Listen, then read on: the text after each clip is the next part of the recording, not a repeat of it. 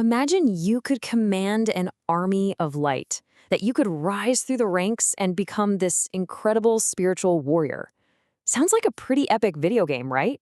Well, that's where the catch comes in. Training, boot camp, and a whole lot of hard work. For this young man, Evan, the whole journey just feels, well, impossible. And that leads him to ask a question I think we've all asked at some point. And this, right here, is the heart of the problem. Evan's just completely overwhelmed. He's got to master wisdom and virtues and all these skills, and he's just looking for an escape hatch. You can kind of see his point, right? The actual path of a mystic warrior feels impossibly long and hard, so why wouldn't you want to just get lost in distractions? He literally begs his father for a shortcut, and the answer he gets? Well, it's surprisingly simple. Sounds easy enough, doesn't it? Just let go. But Evan, being Evan, he immediately starts looking for a loophole. He throws his hands up in this big, dramatic gesture of surrender, announcing he'll permit some great divine director to just take all his fantasies and false beliefs away. When, nothing happens, he complains he can't possibly let go of beliefs he doesn't even know are false, and that frustration leads him to an even more dramatic offer. Now, he's totally being sarcastic here. What he's really saying is, look, if my free will is the problem, then just take it. Make me a robot that can't possibly mess up. He even tells his father to test him out, to give him a command and see if he's suddenly become perfectly obedient. So his father decides to play along, but with a few commands that just brilliantly show the flaw in Evan's whole argument. Yeah, the commands are intentionally ridiculous. Walk across the ceiling like a spider, his father says. Recite the Korean alphabet. Marry this file cabinet.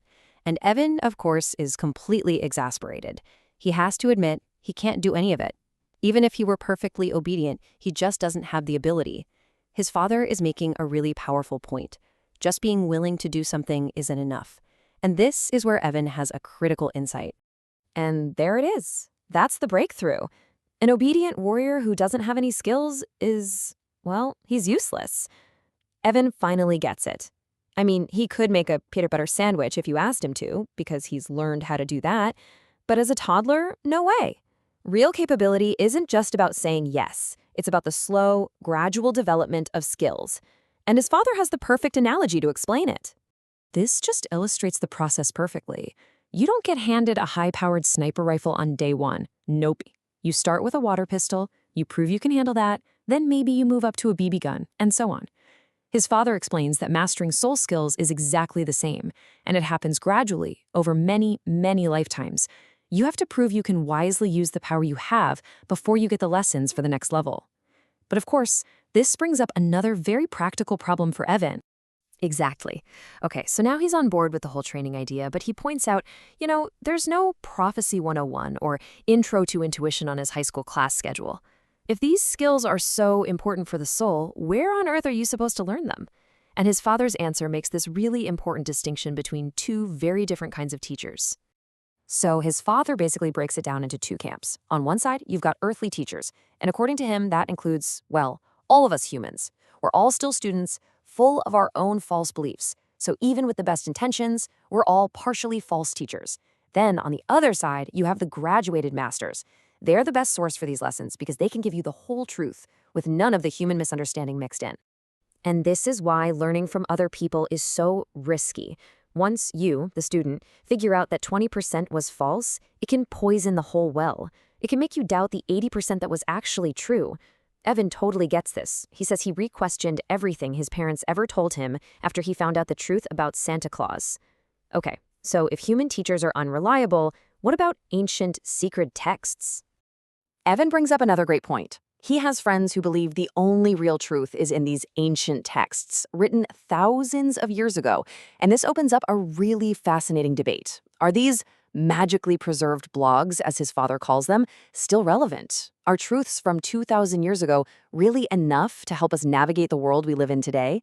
His father agrees it's a vital question. I mean, just look at this comparison.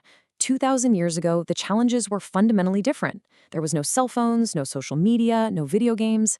Today, a teenager has to navigate things like climate change anxiety, internet trolls, and a social landscape that someone from back then couldn't even begin to imagine.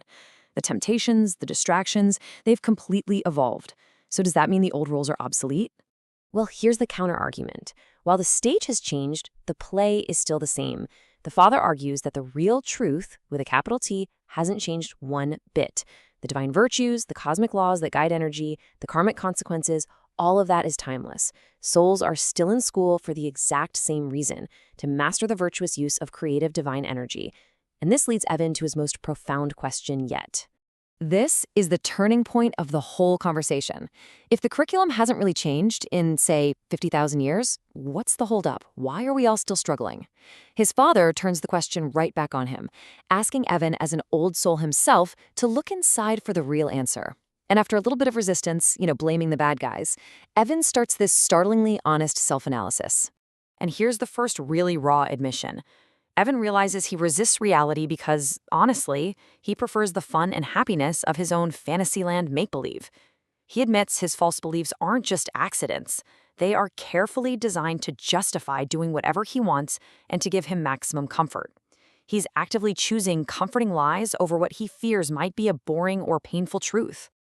And then comes the second admission, which is maybe even more telling. He says that actually developing his mystic skills is a problem, because it would put him in better contact with his teachers and his own conscience. And he doesn't see his conscience as a guide. He sees it as a killjoy that messes with his plans and limits his freedom to do whatever he wants. So, this is the ultimate takeaway. After all that talk about shortcuts and teachers and ancient texts, the real reason for the delay? It isn't some bad guy out there. It's internal. It's that desire to do whatever we want, that love for our comfortable fantasies, and the habit of seeing our own inner guidance as a pestering killjoy. The biggest battle is and always will be with ourselves. And ultimately, the story leaves us right here. The path of the soul warrior isn't some video game you can master with a cheat code.